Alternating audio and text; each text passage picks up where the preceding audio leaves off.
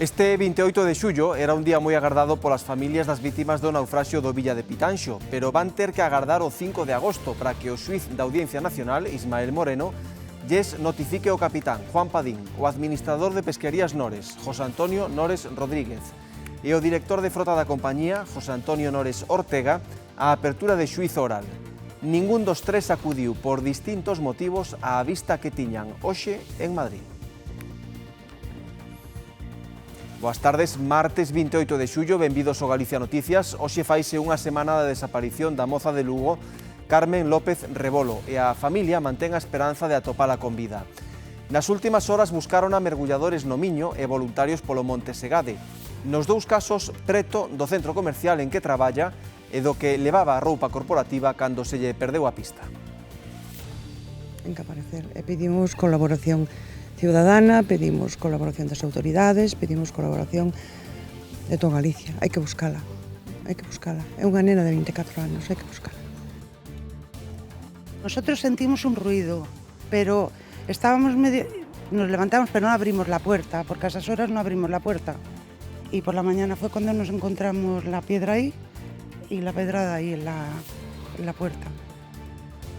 E a última agresión que sufriron na súa vivenda uns veciños de Fene aseguran que levan anos soportando lanzamentos de pedras, madeiras ou chamadas ao timbre en plena noite.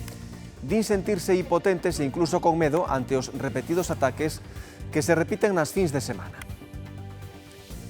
Ignorar as advertencias dos socorristas na praia, ademais de pôr en risco a propia vida, pode supoñer sancións económicas. Na praia da Rapadoira, en Foz, a imprudencia e desobediencia dos bañistas que ignoraron a bandeira vermella obrigou os socorristas a chamar a policía local.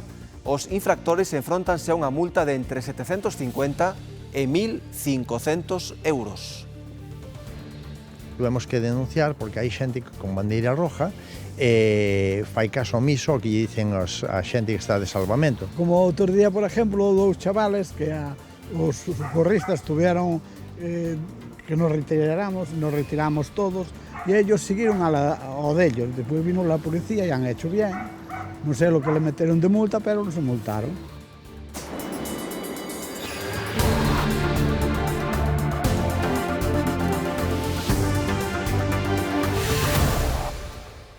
O xuíz da Audiencia Nacional, Ismael Moreno, aprazou o 5 de agosto a citación dos tres acusados polo naufraxio do Villa de Pitanxo para notificarlles en persoa o auto de apertura do xuízo oral. Debían comparecer hoxe, pero tanto o capitán do pesqueiro como os armadores comunicaron a súa imposibilidade para acudir á Audiencia Nacional por diferentes motivos. Os tres serán procesados pola morte de 21 dos 24 tripulantes do pesqueiro que naufragou en febreiro de 2022 en augas de Terranova. Ás 10:30 desta mañá debían comparecer na Audiencia Nacional Juan Enrique Padín, capitán do Villa de Pitanxo, e José Antonio Nores Rodríguez, administrador da Armadora. O maxistrado Ismael Moreno citounos para entregarlles en persoa o auto de apertura de xuízo oral polo naufraxio do pesqueiro, pero ningún se presentou. O xuíz aprazou a citación ata o vindeiro 5 de agosto, data na que xa fora citado o outro acusado, o director de frota da compañía, José Antonio Nores Ortega, por atoparse no Uruguai. Como medida cautelar, o xuíz exixelles aos tres encausados o depósito dunha fianza de 44 millóns de euros para facer fronte ás posibles responsabilidades económicas que puideran derivarse dunha eventual condena.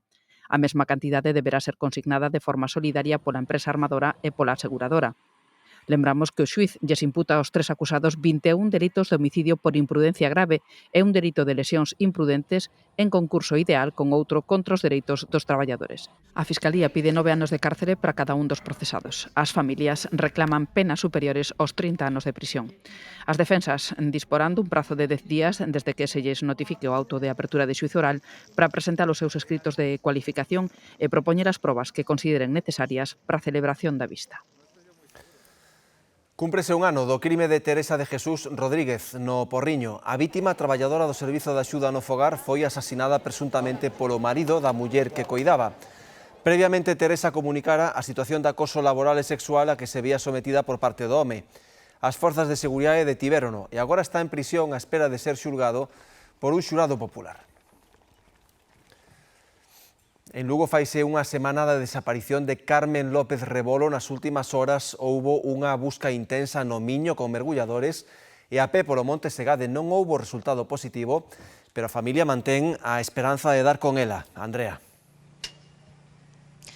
Sí, continúa ese operativo por parte da Policía Nacional buscando por terra, por aire e tamén polo río. A familia de Carmen mantén a esperanza de que apareza con vida canto antes. Hoxe non saíro, pero sí que é certo que nos pasados días un grupo de voluntarios estuveron buscando moi preto desta zona na que nos atopamos, moi preto do monte de Segade. Iso é porque nos 4 primeiros días que estivo desaparecida, dende o martes ata o venres, o seu teléfono móvil daba sinal moi preto de aquí, entre a Ponte Romana, a pasarela do Club Fluvial e as antenas de telefonía que hai moi preto da antiga estrada que hai de cara a Santiago. Piden colaboración para dar con ela, ten 24 anos, leva unha semana desaparecida e foi vista por última vez no barrio lucense da Milagrosa, onde traballa nun supermercado. Os efectivos da Policía Nacional, bombeiros e Protección Civil traballan arreo para dar con calquera pista que poda aclarar o paradeiro de Carmen López, a moza de 24 anos que leva unha semana desaparecida na cidade de Lugo. Os investigadores saben que o seu móvil deu sinal durante 4 días nun punto moi próximo ao río, e por iso que os mergulladores da policía realizan o que se coñece como busca por filieres, aproveitando a perpendicular do ponte próximo ao club de piragüismo. Traballan en equipos de 3 mergulladores en un fondo próximo aos 4 metros. Traballan tamén os voluntarios coordinados polos axentes. Somos os veciños máis próximos á familia da desaparecida e estamos botando aquí a mão no que poidamos facer. Ten que aparecer e pedimos colaboración ciudadana, pedimos colaboración das autoridades, pedimos colaboración de toda Galicia. Hai que buscala, hai que buscala. É unha nena de 24 anos, hai que buscala. Grupos de traballo de preto de 30 persoas que nas últimas horas rastrexaron o Monte Segade, moi próximo ao centro de traballo da desaparecida. O que nos explicou a policía, estános a cada grupo pois indicándonos unha zona de rastreo e intentar a ver se encontramos algunha cousa, pois unha bolsa de blanca de plástico que parece que levaba cousas nele, un uniforme do Carrefour que era no sitio onde traballaba. Traballan nas batidas en grupos de 2 a 3 persoas, sempre xuntas, e ante calquera pista teñen que chamar o número de contacto da policía. Ao longo da semana van se unir tamén máis efectivos das patrullas caninas e os cabalos da Policía Nacional, todo para axudar na busca de Carmen.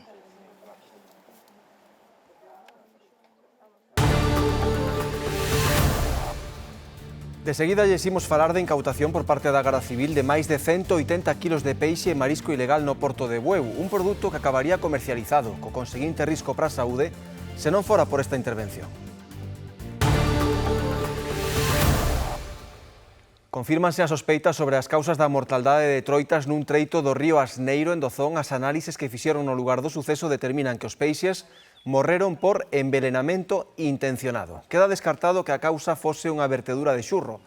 A Sociedade de Caza e Pesca de Dozón considera que o mellor é repoboar con alevíns en canto sexa posible e vedar o treito afectado durante uns anos para a súa completa recuperación. Estas imaxes foron tomadas por un veciño de Cee onte á tarde cando, por causas que se descoñecen, comezou a arder un guindastre no Porto de Brens. A máquina é das empregadas para descargar carbón dos barcos de gran. Ata o lugar acudiron 2 dotacións de bombeiros de Cee, pero cando chegaron o lume xa case fora extinguido con mangueiras dende o barco atracado a carón. A loita contra as actividades pesqueiras e marisqueiras ilícitas segue a dar froitos. 2 operativos do Seprona acabaron co comiso de 181 kilos de peixe e marisco ilegal no Porto de Bueu. 165 kilos de peixe e 16 de marisco comisados polo Servizo de Protección da Natureza en Bueu. Atopáronos nun servizo rutineiro de control de pesca furtiva e comercialización irregular de produtos do mar na costa galega. Actividades como esta poñen en risco os recursos mariños e a seguridade alimentaria. Foron 2 operacións no mesmo porto. Na primeira, interceptaron un veciño de Vigo cando descargaba unha furgoneta isotérmica no punto de embarque a Sillasons. Gran parte do produto atopábase en bolsas de plástico ordinarias sen cumprir as normas sanitarias básicas. Aquí, pesaron aquí e o peixe era seguramente que era de Gran Sol, non era peixe daqui, da pesca artesanal, non? E había un pouco de todo, había rape, había gallo e había langosta. E, bueno, ao parecer non tiña documentación de vida e a trazabilidade non era adecuada, polo cal fixeron esa incautación. No caso da segunda operación, incautáronse de centolas que están en época de veda. O pescador foi denunciado por infringir a normativa autonómica de pesca e marisqueo, o comercializar capturas prohibidas e saltar as canles legais de poxa en Nonxa. E ao parecer, un veciño de Bueu, pois se lle incautou 2 kilos de bogavante, algo de nécora e o peor de todo, si que hai que dicilo, unhas centolas en veda e ainda por enriba algunha que estaba ovada. A trazabilidade é fundamental no sector pesqueiro para seguir o rastro do produto dende a súa captura ata que chega ao prato. Prácticas ilegais como estas son outro pau nas rodas dun sector, o da pesca de baixura, que non pasa polo seu mellor momento. O incendio dun coche nun garaxe obrigou a desaloxar un edificio no que viven 12 familias en Santiago. A rápida intervención dos bombeiros logrou que o lume non se propagara polo inmoble, aínda que as vivendas quedaron sen auga e sen saneamento. Adrián é o propietario do vehículo híbrido case novo que prendeu lume neste garaxe de Santiago. Estamos vivos porque gracias a Dios non houve nadie. Cando se dispuña a coller o coche para marchar á praia, sorprendía unha gran columna de fume e o barrio mobilizado xa dera aviso ao servizo de emerxencias. Había visto ya humo cuando venía por la calle, y había gente y todo, y claro, pues menudo susto. No sabía ni dónde estoy, estaba en shock, yo es que no, y aún sigo temblando, no he dormido toda la noche, no puedo, para nada, el coche para nada ya. O lume alcanzou un segundo turismo estacionado a poucos metros, os 2 vehículos quedaron totalmente calcinados. Para sufocalo, os bombeiros estiveron traballando alrededor dunha hora. Había gran cantidad de fume dentro do edificio porque, bueno, como hai moita calor, había xente que tiña as fiestras abertas e estaba entrando fume directamente. Todo iso que fixemos foi ventilar o edificio e extinguir os vehículos. No edificio residen 12 familias que tiveron que sair das casas. Entendo que alertou alguén do edificio e tomaron eles por precaución a decisión de evacuar. Sabes, entendo que a escaleira estaba limpa de fume nese momento e que saíron polo seu propio pé. Nos cando chegamos xa non estaban ali. O problema é que o sereno na planta baixa afectou as canalizacións de plástico do edificio, había parte das vivendas, as letras C e D de todas as plantas estaban sin instalacións, non tiñan nin auga nin saneamento. Os bombeiros aseguran que o número de incendios aos que acoden provocados por coches eléctricos e de combustión é similar. Arden tablets, arden cargadores, arden as baterías, ao final son baterías estancas e teñen o problema de que non fugan gases e se hai un problema, pois van a acumular o gas dentro e si que poden acabar estoupando ou reventando. Nos tivemos hai pouco un con ese vehículo. Fontes próximas á investigación descartan que o lume fora provocado.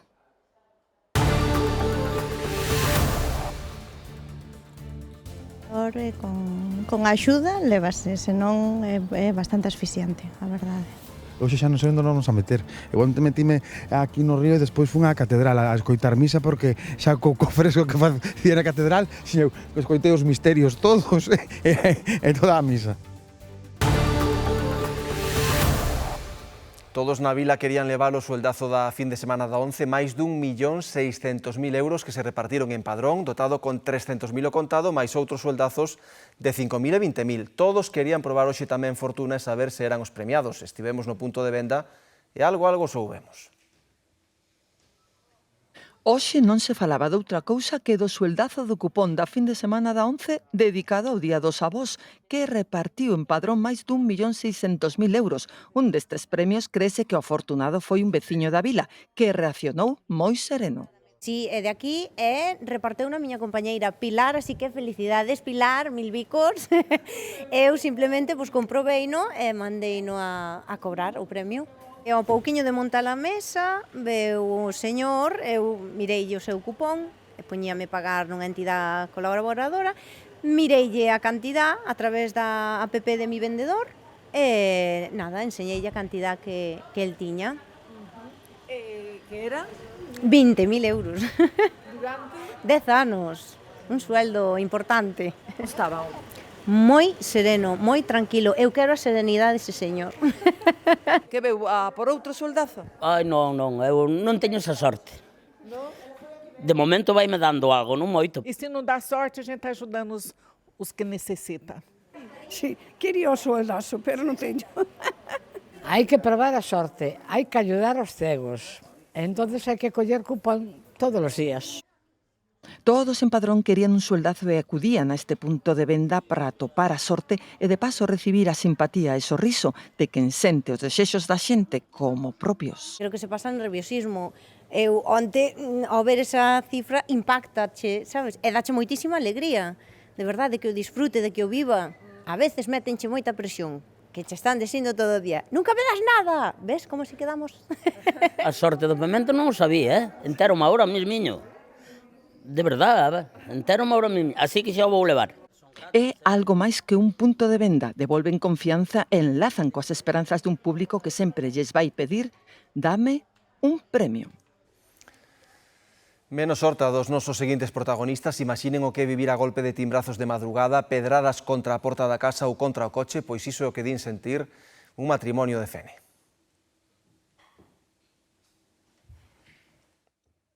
Que do sueldazo do cupón da fin de semana da Última sorpresa en plena madrugada, xogar a España. Nosotros sentimos un ruido, nos levantamos pero no abrimos la puerta y cuando nos levantamos por la mañana vimos la piedra ahí y la pedrada aí en la puerta. Non foi a primeira e temen que non sexa a última, levan anos soportando todo tipo de falcatruadas. Echando barro, que si las maderas de ahí de las aceras que hicieron, mira, figuras que teníamos aquí. Lo del coche, que el coche normalmente lo tenemos ahí, una pedrada. Las persianas arriba con balinazos. Una vez que nos tiraron una piedra desde aquí, rompieron el cristal de la puerta de dentro y hasta uno quemado. Timbrazos de noche y claro, te asustas. Timbrazos que lles rompen o sono, estragos materiais que lles condicionan a vida. Tengo ahí un trozo que me gustan mucho las plantas. Podía poner plantas, podía poner unas figuritas ahí cuando hicimos el muro, pero como de aquella ya empezaban con las pedradas y cosas, pues dijimos no ponemos nada porque las atraemos. El problema es que no sabemos quiénes son, porque al ser de noche, tarde, tan tarde... Os metéis con alguien, tenéis algo con alguien. Non hai disputas nin conflitos cos veciños, nin hai un porqué. Están convencidos de que son ganas de troulada mala. Y ya sientes juventud pasar para arriba y para abajo, ya estás pendiente. Impotencia, impotencia. Es que es algo que no te lo puedes ni imaginar. De que te acuestas y estás pendiente de si hay ruidos. Y además es que la han tomado con esta casa. Sei que lles fan chistas casas con patio porque pasou algo parecido só uns metros máis alá. A nos tiráronlo aquí mismo, 2 veces. Tírate conta, o meu fillo dorme aí, se vai para dentro. Foi con moita forza. Pois eu creo que desde a acera, que adentro non entraron, Fixo un mon de estrago. E despois houve unha segunda vez tamén, pero non estaba na casa, tamén sempre coincidindo con algún tipo de festa ou algo, rachou outro ventanal. Senten desacougo, carraxe e tamén medo, e tal impotencia que chegaron a pensar en vender a casa. A Coruña recibe esta semana máis de 30.000 visitantes que viaxan a bordo de 6 cruceiros, un transatlántico cada día que converte a zona da Mariña nun fervedoiro de turistas, Mariola. Sí, este martes recibimos o segundo dos cruceiros da semana, o Celebrity Apex, que ven do porto de Leixoes e viaxa cara a Bilbao con preto de 4.000 pasaxeiros a bordo. Uns turistas que se unen ao importante número de visitantes que acolle estes días a Coruña e que aproveitan para coñecer a cidade, facer compras ou gozar da hostalería. Mañá chegará o Arbia, un dos transatlánticos de maior capacidade, e de aquí ao sábado un máis cada día. Xullo pecha cun total de 13 escalas e quentando motores para o mes de agosto, en que se agarda prácticamente un cruceiro por día. Unha ruta polo Atlántico a bordo desta luxosa cidade flotante que ten en Galicia unha das súas escalas. A Coruña, Lisboa, Bilbao, Paris. A Coruña acolle unha das semanas máis completas do ano en turismo de cruceiros, con máis de 30.000 visitantes polas rúas. Vamos a tener muchos turistas en la ciudad, esperamos que ellos van a gastar algo también, no solo visitarnos, pero también gastar su dinero, y bueno, empezamos que vamos a estar mejor con esta fuente tan grande de los turistas. E é que as compras son unha das paradas ás que poucos se resisten. We'll have a look, possibly. We'll do, yes. We might stop for a glass of wine somewhere and a beer. Un alto imprescindible para repoñer forzas no que triunfan as tapas. Nosotros decimos que no solo tapas, que hay otras cosas, que por ejemplo pulpo y otras de especialidades gallegas. Este ano ninguén marcha sen levar un dos recordos de moda. Ahora están preguntando moito por unha bola de Navidad de Coruña que temos nós. É algo que buscan igual para poner nas Navidades, pero teñen que comprarlo agora. Todos sen deixar de pasar polos lugares imprescindibles da cidade. A Torre de Hércules sí que é o como punto quizáis que máis lles gusta ver, tamén pois todo o que é o paseo marítimo e tal, sí que lles gusta. Tamén nós o que facemos é pois a ruta enteira do paseo, chegamos ata o Millennium, tamén hai tours que chegan ao Monte de San Pedro, lles gusta bastante, sí. A Coruña quenta motores pero mes que entra con 24 escalas previstas, entre elas os 5 cruceiros que coincidirán na cidade para contemplar o eclipse o próximo 12 de agosto. En Foz, tolerancia cero cos que incumpren as normas nas praias e xa comezaron a multar. Praia ateigada de xente, día de moita calor, pero hai ondaxe e bandeira vermella no mastro, a situación perfecta para saltar as normas. Por exemplo, dous chavales que os socorristas tuvieron que nos retiramos todos e ellos siguieron ao dellos. Despois vino la policía e han hecho bien. Non sei lo que le meteron de multa, pero non se multaron. Ocorreu na praia da Rapadoira en Foz que este verán aplica a tolerancia cero coas imprudencias e se as fan, páganse. A policía local xa tramitou 5 expedientes sancionadores por desobedecer as advertencias dos socorristas. O sea, dase expediente para velar, o de sempre, para velar pola seguridade. Nunca podemos pensar que é con afán recaudatorio, temos que pensar que hai moitos socorristas que se están xugando a vida, tanto nesta playa como en toda a Galicia ou en España, e claro, hai que respetar esa xente.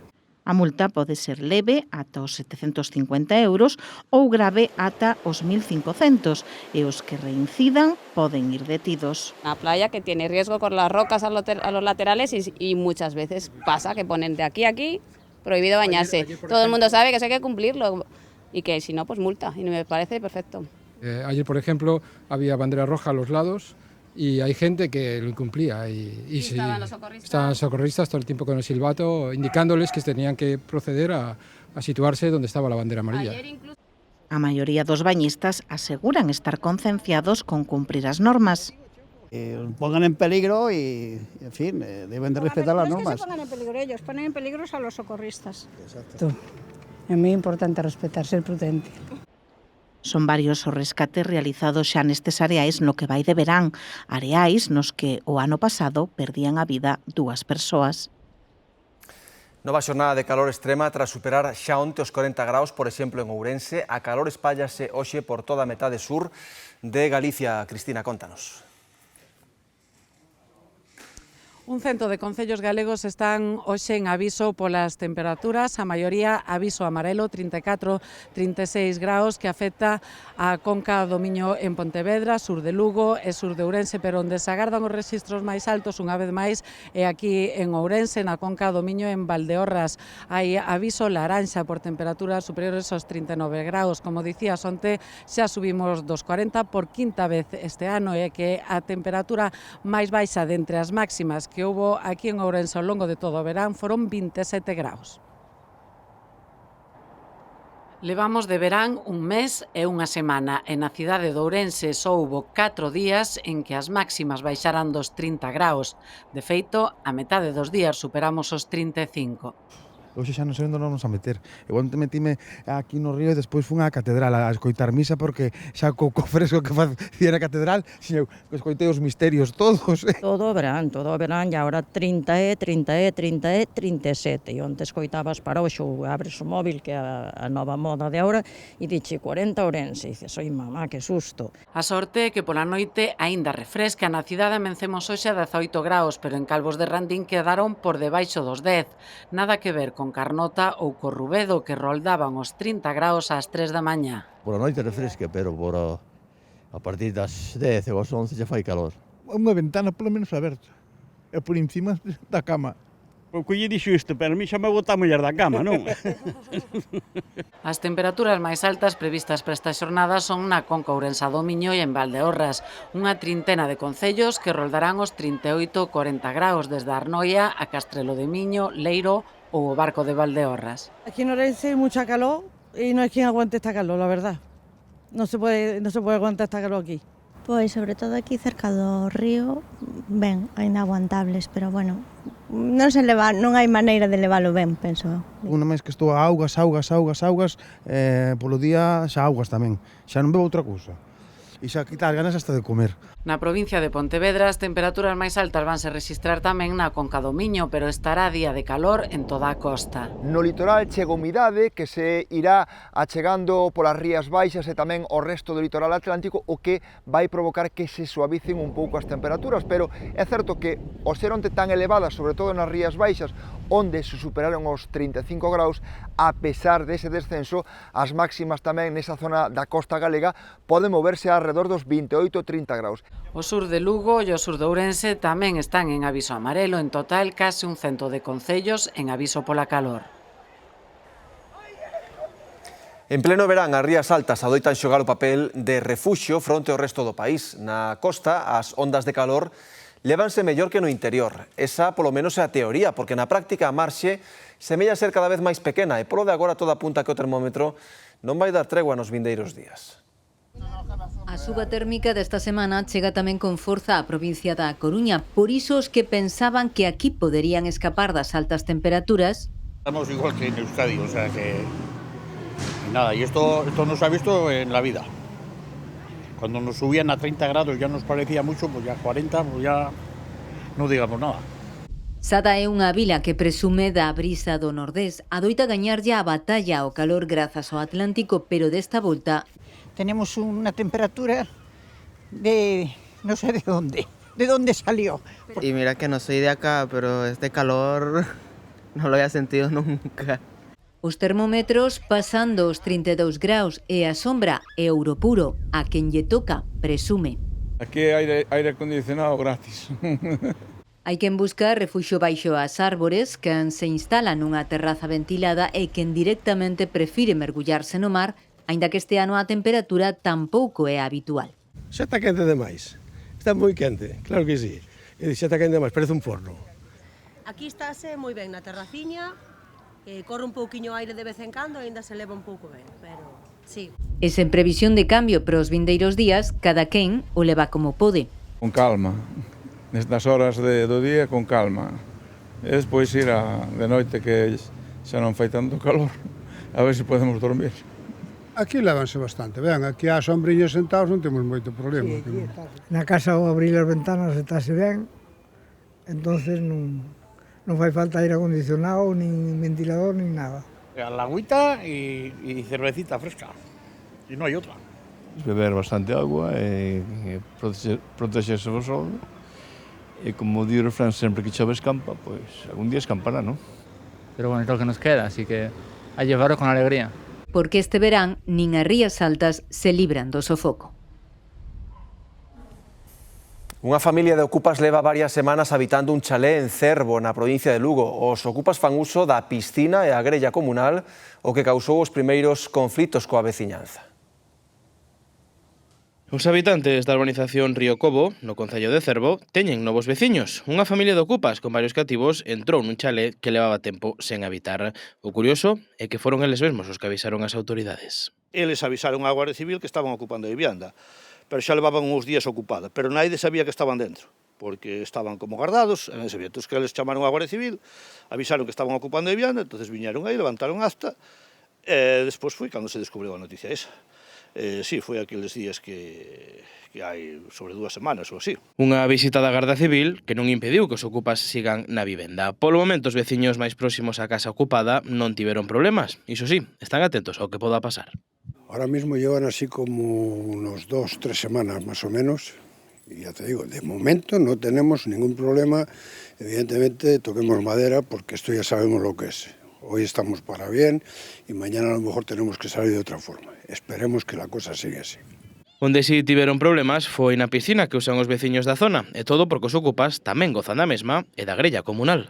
Parece ser que tuveron un encontronazo con algunha xente que eso son oídas, de xente que se enfrentaron a eles, porque, claro, eso cría unha mal convivencia, porque, claro, xa che digo, estás intranquilo. A preocupación ven tamén polo resto de vivendas, xa que a ocupada non é a única baleira. Preocúpanos un pouco, porque xente que ten outra vivienda, pois aunque a teña cerrada, pois non, a ver, non che dá garantías de que non calquera che poida ocupar en calquer momento. Entón, estamos un pouco intranquilos porque as autoridades teñen que tomar medidas co asunto, porque nosotros, os veciños, pois estamos, sí, preocupados. Agora, o que agardan os veciños é que a situación poda resolverse nas próximas semanas. Rematamos que xa está aquí Marta da Riba co Telexornal. Moitas grazas, como sempre, por estaren aí e que pasen unha moi feliz tarde. Ata mañá.